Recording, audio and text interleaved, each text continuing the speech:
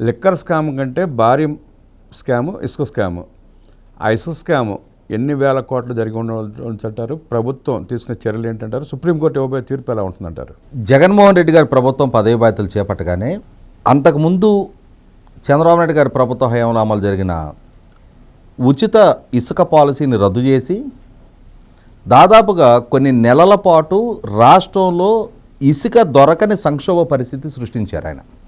దాని పర్యవసానం ఏం జరిగిందంటే లక్షలాది భవన నిర్మాణ కార్మికులు, అట్లాగే మొత్తం నిర్మాణ రంగం మొత్తం కుదేలైపోయింది. భవన నిర్మాణ కార్మికులు మొత్తం కూడా ఉపాధి లేక అల్లాడే పరిస్థితి. అటువంటి స్థితిలో జగన్మోహన్ రెడ్డి గారి ప్రభుత్వం ఫైనల్గా జేపీ వెంచర్స్ అని చెప్పని జయప్రకాష్ పవర్ వెంచర్స్ అనే ఒక కంపెనీకి రాష్ట్ర వ్యాప్తంగా మొత్తం ఇసుక తవ్వకాల బాధ్యతలు ఒక కాంట్రాక్ట్ కంపెనీకి కట్టబెట్టింది. పేరుకి ఆ కాంట్రాక్ట్ కంపెనీ, ఆ కాంట్రాక్ట్ కంపెనీ చేతిలో ఏమీ లేకుండానే మళ్ళీ ఇంకొక కంపెనీకి సబ్ కాంట్రాక్ట్ ఇచ్చారు.